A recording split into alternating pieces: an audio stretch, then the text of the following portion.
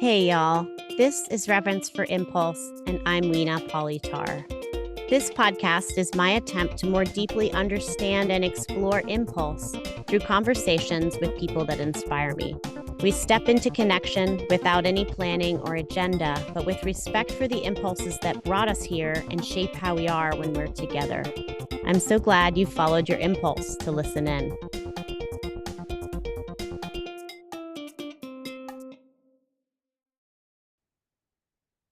As I listened to Nick Duran's weaving together of his career as a dancer and now on faculty as a therapist at Otis College of Art and Design, I was struck by yet another amazing dancer finding their way to integrating their lifelong expertise in movement with the tending to the bodies and lives of those who he works with.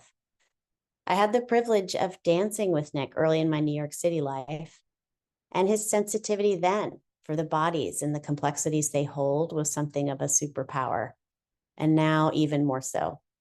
It was so lovely to find our paths have so much shared interest. Nick has been deeply into authentic movement for a long time.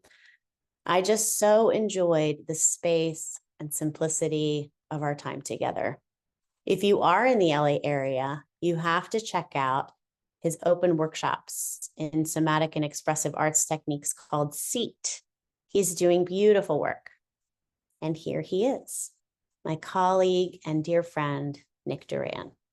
Oh, I feel so tender Mm, seeing yeah, you.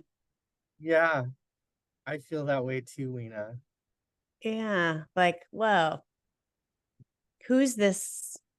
Who is this person in front of me? Like, I have an old memory of you and your body and seeing you, and then like an incredible desire to know you now, and just I think it's interesting when I have had these encounters with people I haven't seen in a long time and we start this way. There's like a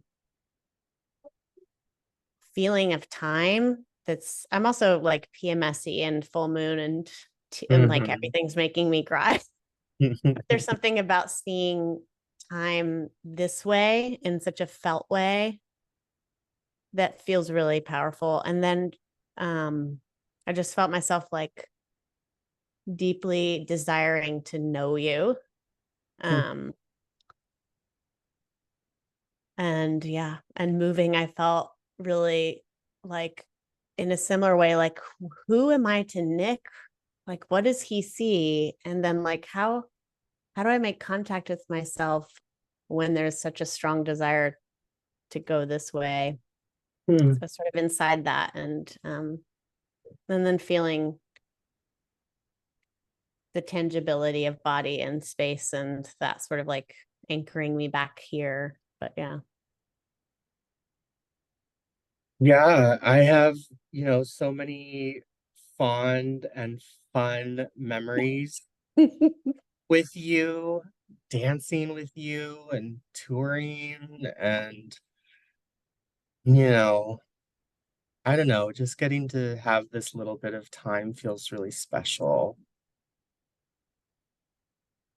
And Totally. in an authentic movement, which is such a sacred practice, and it's become so important to me over the years, and it's something that we never touched upon when we were working with Brian Brooks, back in the day.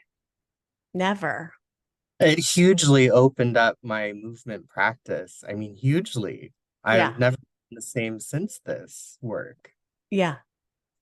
Amazing. So how did you find, what's your story with authentic movement? Yeah, so I went to graduate school at the University of Illinois, where Jennifer Monson is a professor. Okay. And she was my mentor, and we did authentic movement together 3 days out of the week. And even if we couldn't be together, we would do it long distance. Yeah. So we just held that schedule. And it just shifted my relationship to dance so profoundly. And she was very disciplined about it. And she really wanted me to be able to access my voice like through movement, but also like my literal voice. And I was so timid about that because as a dancer, it's like you don't make sound, it's like, Right. what are you talking about? And so we would have these practices where we would just sort of call in response to one another. And one of those um, we did in New York during the poetry. They have a 24-hour poetry performance on New Year's at No. St. Mark's Church. Yeah, so we did it as part of that. Oh, And cool. so, anyways, it was always like, authentic movement isn't a performance. And yet, when I would watch her, I was just so in awe. Her availability, her expression. And she's amazing. She was a gift to me, like as a teacher. Mm. I owe her a lot. And she completely transformed my relationship to dance. Her name is big, looms large in my Mhm. brain and history. And I don't know that I've ever had the opportunity to work directly with her. But yeah, almost everyone I know has. Mhm. You know? Yeah, she's touched a lot of people. I mean, she's Yeah. had a long career in New York, and yeah, So dance is still a part of your life, huh? it is. It's totally different now. I don't rely on, but dance isn't my livelihood anymore. I used to Yeah. make a living dancing and teaching dance, and that's shifted now that I'm a therapist. So dance for me is truly an outlet, and Mm. um, I still incorporate it into my teaching and my work as a therapist. And here at Otis College, it's really cool because they're very excited about that and think that dance Mm. is so important for their students who are all artists. They're all visual artists and designers. Oh. Yeah. So are you using authentic moon? Are you're incorporating dance into your like even session work and I'm yeah. figuring it out as I go here because I don't really have a lot of space, as you can see in my office, but there are Hmm. spaces on campus that I can utilize. But I just started, this is only my second week, third week. Oh, wow. Yeah, so I just started January 8th, I started. Oh my gosh, brand new job. hmm And I was at a hospital before this and talk about like the opposite kind of environment where, you would say dance and people would be like, no, yeah, No. no, there's no room for that here. Mm-mm. Where was the Yeah. hospital? In Wenatchee, Washington. Okay. Yeah, which is just east of the Cascades. Uh, it was hard. Well, I yeah. had 8 patients a day. I had 100 patients on my panel. hmm Inpatient? No outpatient. Okay. And I would go from like having an 86-year-old patient to a 5-year-old patient just back to back. It was like my head Wow. was, and I saw everything. I mean, everything. And some of those situations had such high acuity, and it's like a hospital. So it's so life or death all around you. We were right below the ER. So it was just, really intense. And I learned a lot. I'm so thankful for that, but I knew that it wasn't the environment where I could really thrive and be myself, like my fullest self. Hmm. Like I would bring it to my patients and they really appreciated that. Um, but like as far as like the organization or the department, there were limits. Yeah. I can't imagine how they're supporting that kind of scheduling and intensity and also have the bandwidth to support you as a therapist and what's going to allow you to sustain that kind of intensity. hmm What did you do? What were your tool, like how did you maintain? Well, What did one you thing turn is to? they were scheduled as 4 10s, so that means we worked 4 days a week and had 3 days off. And like having that third day really mattered Yeah. because like the weekend would come and I was wrung out like a towel and I needed the time to recover. Yeah. But How did it also, affect? Yeah, go ahead. I was gonna say also Wenatchee was a really lonely place for me. I had no community there and Oh, no outlets. Like, I do ceramics. There wasn't even a ceramic studio where I could be a member or take a class, and there were no dance spaces. And I did start at a yoga space, but then they tanked, like they sold their business. So I was it was just me in my apartment and my oh, dog. honey. Nick, Jesus. Oh my God. Going And through a how are you divorce. like what's the remnants? I mean, even in your body or like how do you feel it's shaped you now? Well, I feel a total release coming to back to California. It feels very natural to me to be here. And like I'm dancing on the beach every day, that I Mm, can. It's been mhm. rainy, but it's just like this is my environment. This is where I really can be my fullest self. This is where all of my community is, my family, Yeah. friends. I just had to come back here with a real urgency. Yeah, I imagine you're still taking layers off and landing and assimilating back to what you are familiar with. Yeah. absolutely. Yeah. People ask about New Year's resolutions, which I never make. Um, but I had to think about it and I realized that there's been so much change in my life recently and over the last year that I do need to do just what you described and like really ground myself. Wow. Like I got divorced in November Of and last year? Mhm. Oh, and my mom has cancer and that was the catalyst to come back here because she had to have an extensive surgery. They're replacing her esophagus with her stomach. And yeah, she's just got out of the ICU. So I'm here to help with that transition because she's coming back home tomorrow, thank God, and she'll yeah. be on a feeding tube for about a month. So I'm going to help out with her and around the house and taking care Oh, of the Nick, dogs. honey, you've been through it this year. Yeah, this year's been a lot. hmm It's been a whole lot.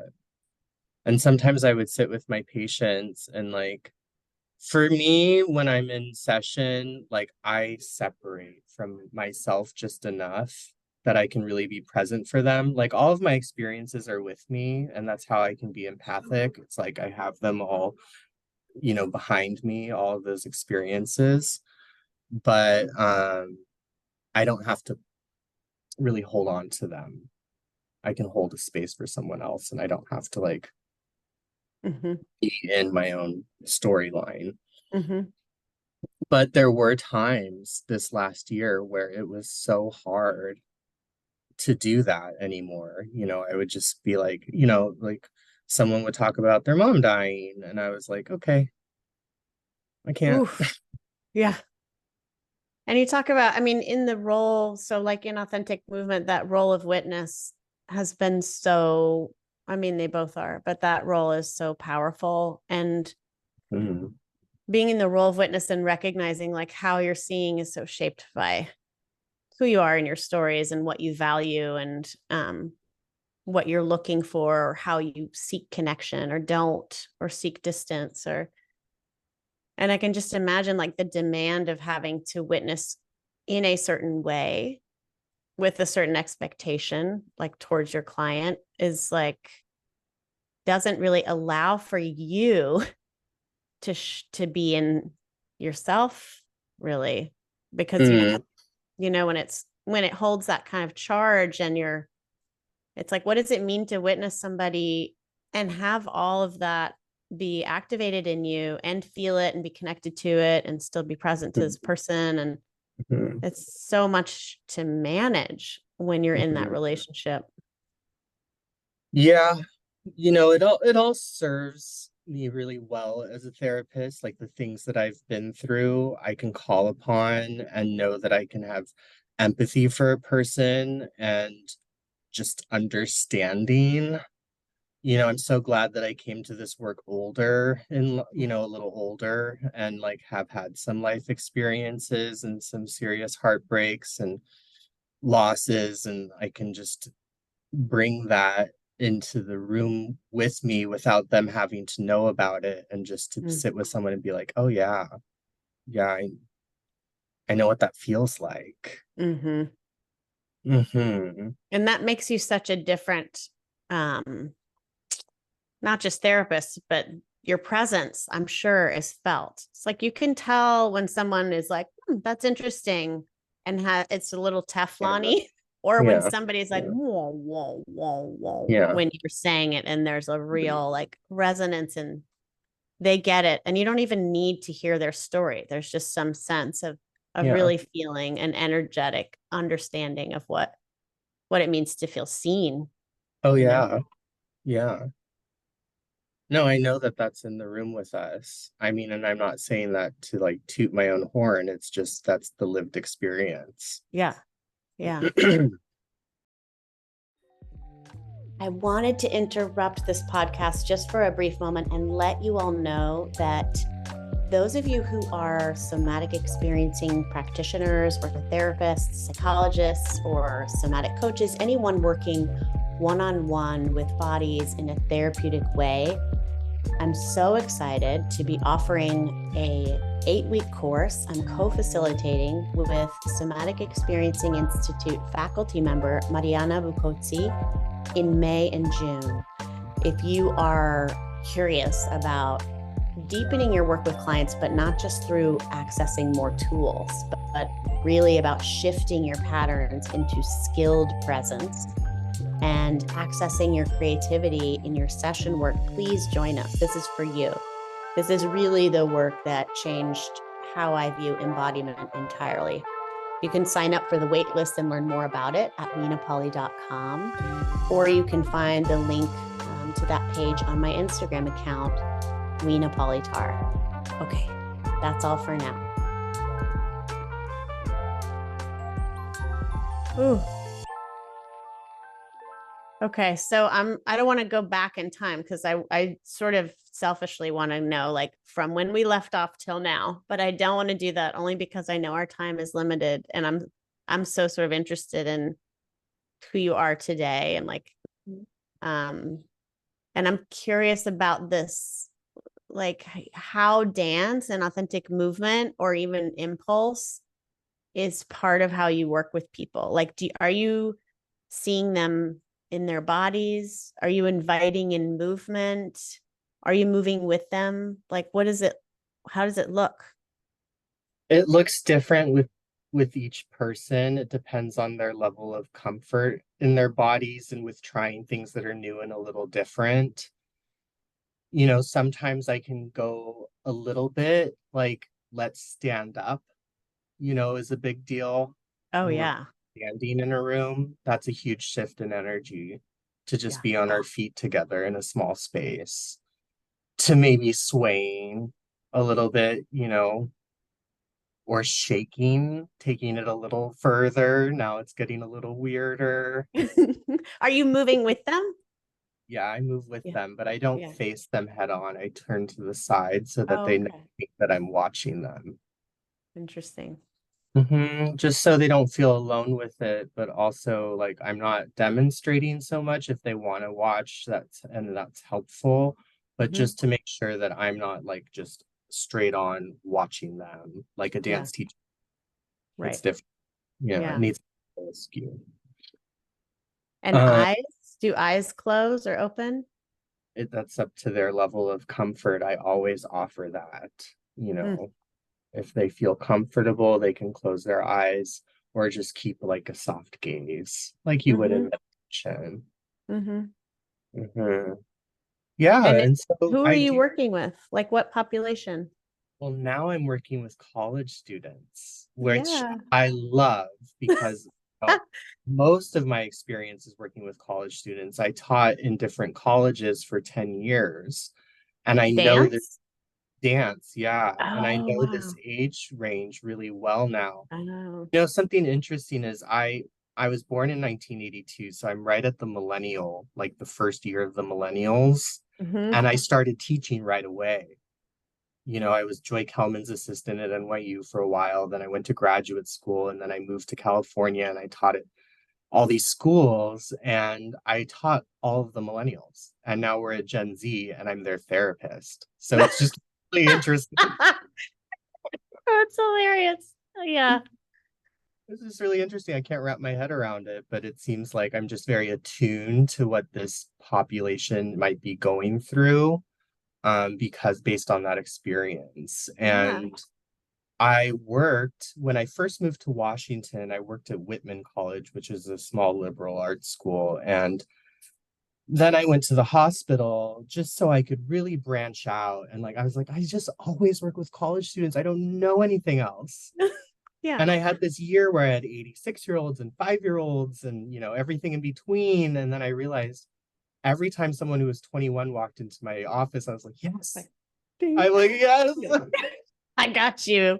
I got Oh, you. I just love what they're going through. You know, they're making these huge life decisions that are going to yeah. shape the next 10 or so years of their life. And they're, you know, discovering themselves and their identities, and they're trying on adulthood for the first time, and they're away Mm, from their folks.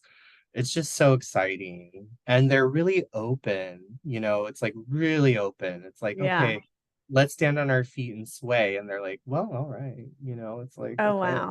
something Yeah. cool. That's exciting. It is a cool, I mean, so my stepsons are 21 and 22, and I mean, so they're post kind of college, but there's something about that newly adult kind of you know, finding a job, quitting a job, finding out, cooking for themselves, making lunch for work, like these weird little things you see them trying on, letting go, trying a different one.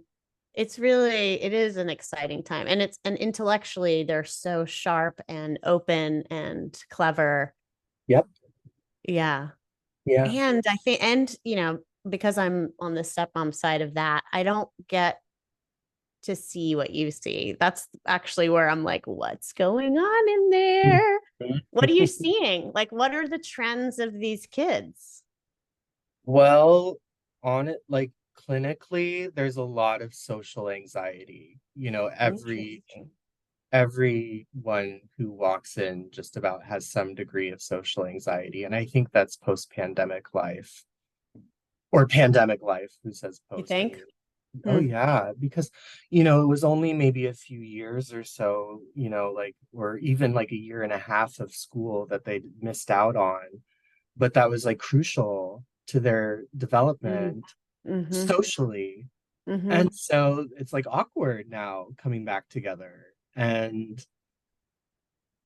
they're questioning themselves so intensely, and they're very hesitant to make connections. Really? Hmm. Yeah, I see it a lot, a lot, a lot. Is it fear in closeness? Is it sort of like a fear of attachment or It's a fear of embarrassment and judgment, really? Oh, criticism. Mhm. huh. Yeah, it's rampant. And are Um, they sort of I feel like one thing I notice is like the self-medicating, even in adults, but certainly, with social anxiety, it's like, well, I mean, we mhm, had drinking and everybody had something, but mhm, I feel like there's always something to go grab to sort of mhm, ease the awkwardness. And I can imagine like how beneficial it is just to be even taking the risk of standing up and swaying, like, this is awkward, and like mhm. noticing, like, actually, you're okay. You just did something weird with me and we're still cool. Yeah, I mean, with some of my, like, I had one student at Whitman College who we just did origami together. We did Oh, origami together, and her social anxiety totally shifted just through wow. conversation about what was going on in her life and what her holdups were and her insecurities while we folded origami. And she started doing it on her own to manage her anxiety. And it got better. She made friends. She like joined clubs. She was totally connected again. So it's, you just find the thing that works. And sometimes it'll surprise you. It's not the thing that's in the book. Or the medication of Or the medication. gummies or like Yeah. pot. Yeah. Right. Well, you know what it is now? It's technology. I mean, we had drinking, but they have gaming and porn and Right. everything at their fingertips. I know. I know. It's kind of Yeah. amazing. I think, and there's a real difference I see in like the gaming connection. For better or for worse, you are pretty engaged physically because you're using eyes in motion and you're talking to your friend. Like there's a little more variation as Hmm. opposed to something like social media where it's very passive and you're scrolling. It's Oh, like, right. or shows where you're just kind of consuming. It Right. feels like there are also all these different ways of engaging in technology socially, and they have such different outcomes. Mhm. Yeah, absolutely. And people have virtual friends, friends that they only know through the internet. And some people I see only have internet friends. They don't have any real life friends. It's interesting because even just the act of origami is an effect in the real world. Like you're taking something tangible and you're changing the shape of it and making it into something new. You can see it and hold it. Mm-hmm. And it's Mm-hmm. like, what are the ways that we can engage with each other that's not so direct? Because I find Zoom is quite direct. Somebody was explaining to me during the pandemic, they would do online, like before they would meet someone, they would do like a Zoom date, which sounds insane to me. It's like, what? You're just like, because they didn't want to meet unless they had like seen and communicated. But This that's way. so intense. And it's like Yeah. within this frame of this box, Mm-hmm. right? Like there's not an environmental context. Mm-mm. It's from chest up, unless you like Mm-mm. do full body, but also that's awkward and Mm-mm. strange. Um, And head on, we don't so talk head about on. this. We would Yeah. be side by side. Right. If you go to a movie, you take a walk, you're doing an activity Mhm. together. Mhm. Um, yeah, I'm like, how are the ways that we like losing our chops with physical engagement with each other that's not this? Because I think if somebody said you're gonna have a Zoom meetup and then meet up in real life, that seems intimidating to me. Like Mhm. I don't know. Yeah, and me too. Yeah. And I'll say the students, telehealth and therapy this way works. It does work. There's enough Mm-hmm. evidence to show that. And in my experience, it's been really helpful for a lot of people, especially people who struggle with anxiety, about, meeting in person, or even, in Wenatchee, I was serving a rural population. They'd have to drive 2 hours to get to therapy. They Oh, couldn't. right. So it's been really helpful, but now the students don't want to meet this way. And Online. they do not want to meet this way. Oh, that's They good. want it to be in person. Yeah, it is good. Yeah. Interesting. Brings us back to the office. Yeah. And I love in person. I Yeah. prefer it. You Yeah. do. Yeah, I do. I mean, I like telehealth. It works. And I learned EMDR this way. And so Mm. I know how to use that modality virtually, which is so wild. Wow. I never thought I would do therapy this way. Yeah. When I was studying, I was like, no, I don't want to do that. And Right. then we had to. We were thrust Right. into it. And that's, I learned, how to make it work. Well, you think about our bodies have buy-in. If we Mhm. really are with the person and connected, I think our bodies are with us. Mhm. The only thing I think for me in doing virtual is I notice that because I'm not fully seen, right? Like you can't see from here down. My hands are doing something. It's not that I'm less conscious, but it makes me wonder what I don't see Mm. in their Yeah, bodies with their as a feet. therapist, you read all of that. And Yeah, so right. actually fatiguing to do therapy this way because I'm trying to get all of that information by through this square of just a face on my computer. Where they're in the office and their knee is shaking, you know what's Yeah, going on. right. And you might sense that vibration further up, but you're right. It does require such an intense Mhm. focus. And It's like, tiring. it's so exhausting. I feel like you're trying to like capture every little piece of information. It's really hard. Mhm. And then you're in person. I remember the first time I went back in person and I was almost like blown away by like the impact of all of them, their Mhm. whole body. It was like, there's like so much here. And I Yeah. can like lean back in my chair and receive it rather than like trying so Mhm. hard to get to it. Mhm. Yeah. Yeah, it's all right there. And you really feel it. There's an energy in the room that you don't get this way. Yeah. Mhm. So what is your like what's lighting you up these days? You have a new job. I have a new job. It's so great. I love it so far. It's kind of a slow start. This school is different than Whitman College, where we would already have 100 people lined up waiting for therapy. This school, they're just a little bit more trepidatious. And I realize the student body is a lot more diverse. There are many, many international students, and there are Hmm. lots of barriers to seeking treatment, just Oh, cultural barriers to seeking mental interesting. health treatment. Yeah. So I think it's just going to be a slow start. We're trying to do some outreach right now, and we have an event today where we're going to do this is my plan for it, these mental health facts and fictions. Mhm. They have to say if something's true or false, and they read a little card. And once they read three of them and guess whether they're right or wrong, they get a slice of pizza. I love it. Pizza is very motivating for this age group, it turns Oh my out. God, it's pizza. Yeah, it's everything. It's like all you need is free pizza and people show up. And you're also an uncle. Did your sister have children? Yep, we've Yeah. got, well, soon to be 10-year-old, so they're 9 and 7. Wow. Do you get to see Mhm. them? Yeah, I do. I mean, they Mhm. live in Huntington Beach, which is really close.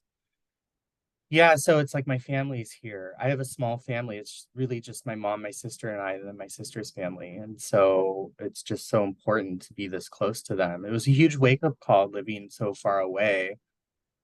I'm always pulled away. I was pulled to New York, I was pulled to Illinois, again pulled to Washington, and everywhere I go, I'm homesick. And this time around, when my mom got so sick, I was just like, no, I can't. Like, I have to be there. Like, I can Yeah. love from this far away, but I can't like physically participate and do the caretaking that needs to be done, that I need to do. Uh, so yeah, I'm back, and I think that's lighting me up most of all. Like I seriously pinch myself. I wake up, I walk outside, I we live at the beach, I look at the beach, Mhm. look at the mountains, feel the sunshine, and I Mhm. just know I'm home. It's interesting because when I think of you, I always think about your mom as like a really important person and your sister. And I think about I remember how different were we in? We must have performed in California. Santa Barbara, We did Santa Barbara. Okay, right. Because twice, I yeah. just remember you being so joyful and Hmm. light. I remember thinking, oh, he's totally belongs here. Like he's from here. He belongs here. Hmm. And it's interesting to think of, like we stretch ourselves and go through these life experiences and challenges and we learn and acquire all this stuff. And I feel it in myself that it almost feels a little bit like in 2 years, I'll be 50. There's something about sort of like returning. There's some returning and there's some like what matters. There's this chapter of our lives where our parents are aging, and that takes on a whole different tone, Yeah, responsibility, yeah. weight, like what I value is different. I've Mhm. really been feeling the distance you're describing. That feels really potent to me now in a way that it didn't really before. Yeah. Yeah, I'll tell you, when I finished graduate school the first time for dance and moved back to Los Angeles, it was within 3 years that my dad died, and he died suddenly. So I had no, he wasn't sick Oh, or anything. We just had no idea that that was going to happen. And I wouldn't trade that time for anything. I was like, because I was supposed to go back to New York. Like everyone at school was like, you need to be in New York. You know, you have to be a choreographer. You have to live in New York City. And I was like, no, I feel really compelled to go back to California. And it's just wow. time for me. And I knew it. Like I knew I had to be here. And so, yeah, I like again this time around with my mom, I was just like in her health, I was just like, nope, I'm done here. I Yeah. am closing this chapter. Mhm. I'm divorced now. I don't have to be in Washington for anything. My Mhm. patients will be okay. I lined up a new job that seems like more suited to me here. And it's just like, okay, it's time. I'm really glad to hear that. Thanks. I don't think I'll move again. Yeah. I mean, we'll see what happens with our country, for God's sake. But Jesus. Oh God. We're all staring down this very dark mystery of a future. Oh, I know. Yeah. so yeah, so those things are lighting me up the most. Um,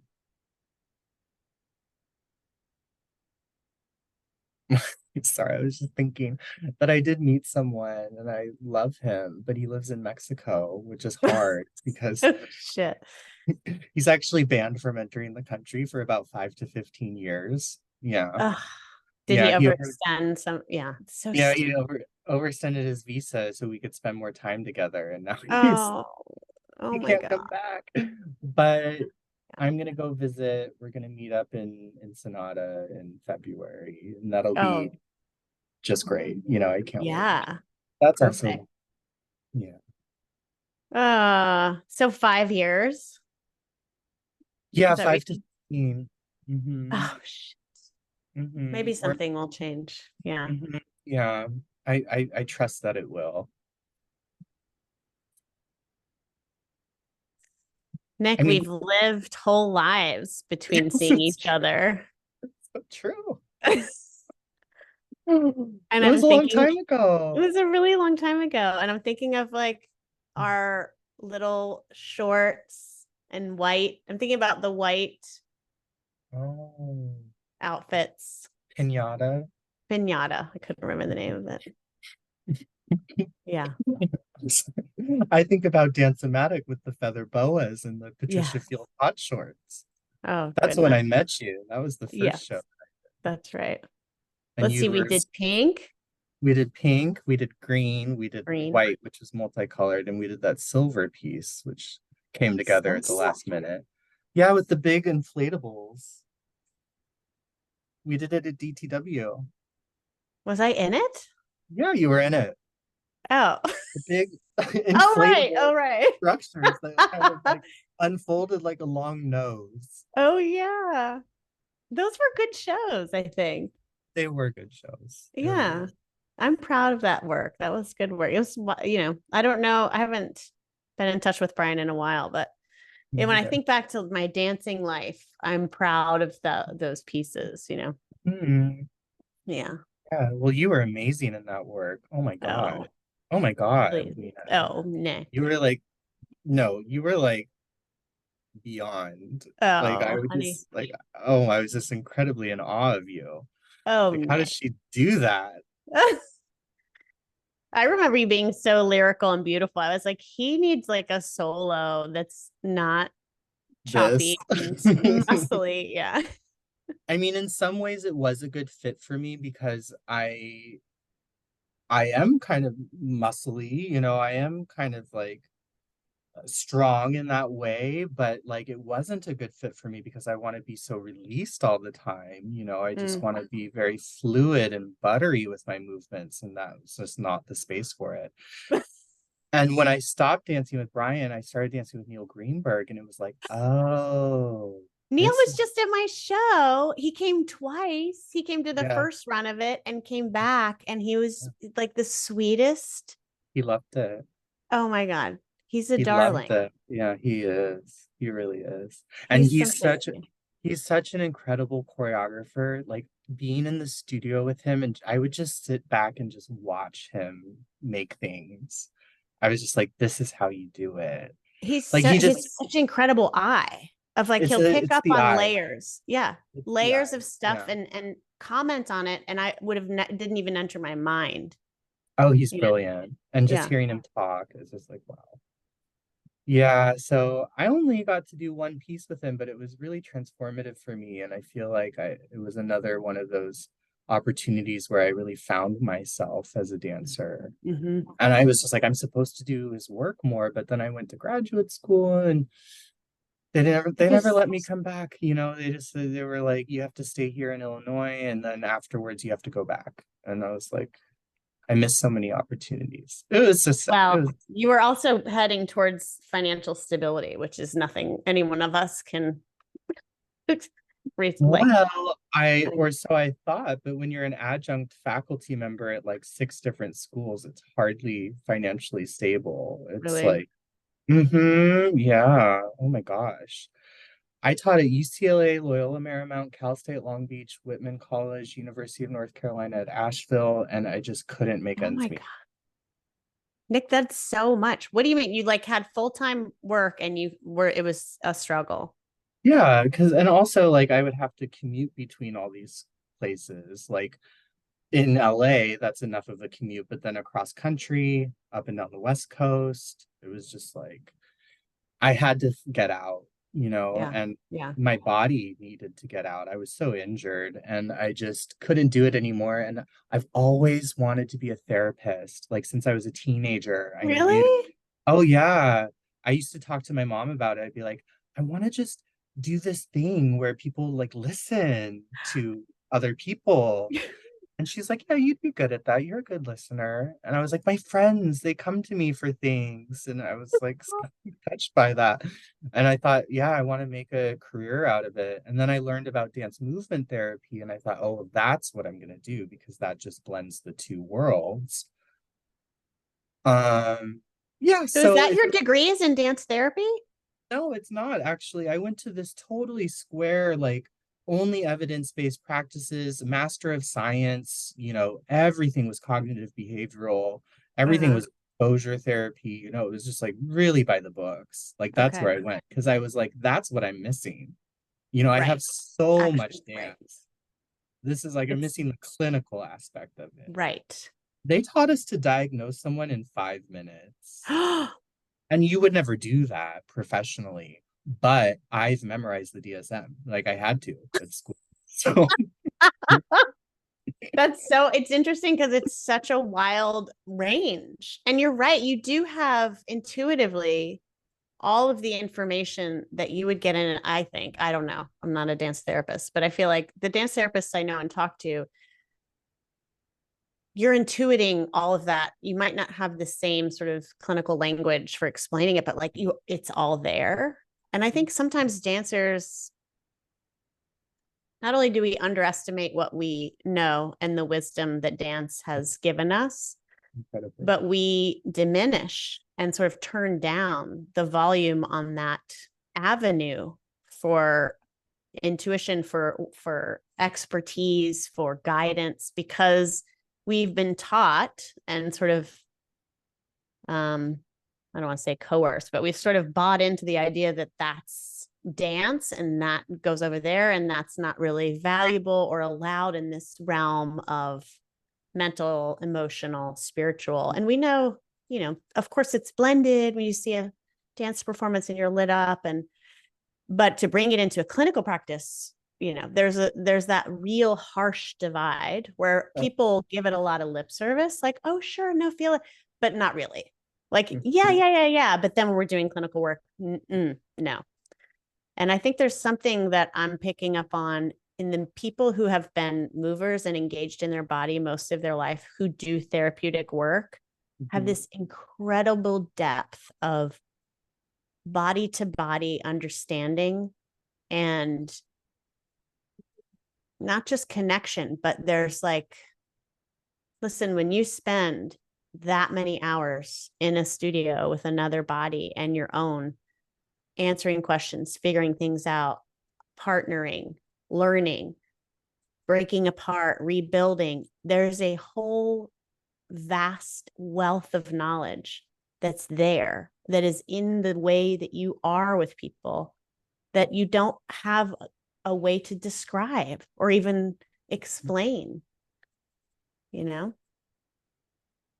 Absolutely. I was just thinking about when I applied to uh, a counseling psychology program. And in my interview, I told them about my background in dance and somatics. And thank goodness the person who interviewed me, the professor, had any clue that that would be valuable. Mm. You know, he knew enough that that was not just valuable, but really the future of the field is knowing that body-based work is how you address trauma. You Mm. know, and he knew that. And he was like, ooh, dance and somatics. Yes. Oh, good. Thank goodness, because, Yeah. you know, they only accept about 20 students out of 250. So I didn't think I stood a chance, especially if you get the person who's like, why? You know, there are plenty of professors that are like, you're a dancer? Why? Why are you here? Like, what do you, Oh. how'd you get here? Mm. Just didn't click for them. But for Yeah. him, it made sense because he Mm. probably, you know, knows the research. So Mhm. interesting.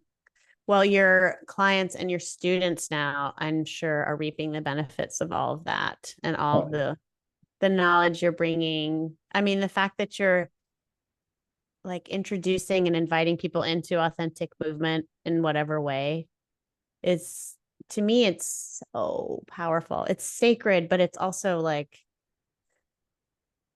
yeah, it's been a driving force for me the last 10 years, but specifically the last four, like really shaped a lot of what I do. good. It's so Yeah. good. Mm-hmm. Well, Yeah, if you were, mm-hmm, no, go ahead. go ahead. Oh, I just, the last workshop I led, I had 3 hours and I devoted an hour and a half of it to authentic movement. It was just How did like, it okay, we're go? gonna do this work. You know, we did some EMDR things, we did some art therapy things, and then I was like, okay, now we're gonna close our eyes, watch each other, we're gonna witness, you know, we're gonna move and witness. And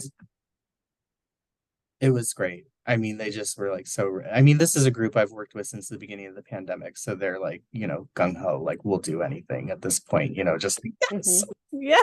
Yeah. Love it.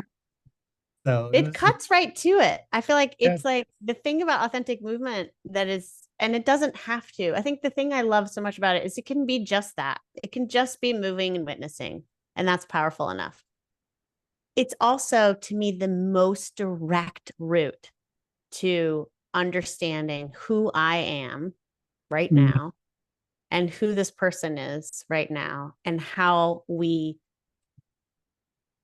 I move towards protection or connection, like in almost every way. And it's just like it cuts all the stuff out of the way. It's like, yeah, yeah, yeah. What were you going to say? well, I was going to say, I'm noticing time. I want to honor your time, but I was Mm. thinking, gosh, if you're ever in New York, how fun it would be to get together and like, hash out memories, but also to move together. Yeah, yeah, I'd love it. I haven't been in New York in a long time. So Really? yeah, Yeah. I'll come find you. Yeah. And are you near LA? Mm-hmm. Okay. Yeah. Well, I'm working right, it's like the school's right next to LAX. Oh, cool. And then currently I'm living in Long Beach, which is LA County, but it's just south of the city of Los Angeles. Do you know Peter Space? Oh yeah. I Okay. know it so well. I used to Okay. So you know Stacy Dawson Stearns? yeah, I know her so Okay. well. This Okay. is my community you speak of. Oh, she's like, she's my number one performer Uh-huh. ever. We Yeah. just missed each other when they were performing Mm, here. with Annie B. Um, well, our hope is to be in LA sometime soon. Good. Well, Hmm. things have changed a lot here over the last decade, but when Peter started, my friend Jimmy started it, and I caulked the floors, You the did? holes in the floor so we could dance on them. Now it's got this beautiful space. It's like totally it's a new place. They have a new Okay. location. And it's pronounced Peter, not Peter. Okay. Peter, Peter. yeah, with Okay. an I. Okay. Good. Well, I'm going to find you. And Yes. before I push stop, I just have to say thank you for like risking stepping into something like this where, we haven't seen you in forever and like we don't really have a lineup of questions. And No, I didn't know what we were going to talk about.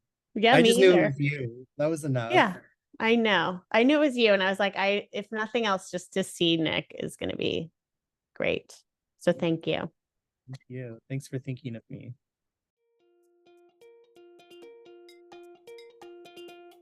Thank you so much for listening in. You can learn more about Nick and his extensive education in dance and counseling in his bio listed here, or you can find him on Instagram at nick.na.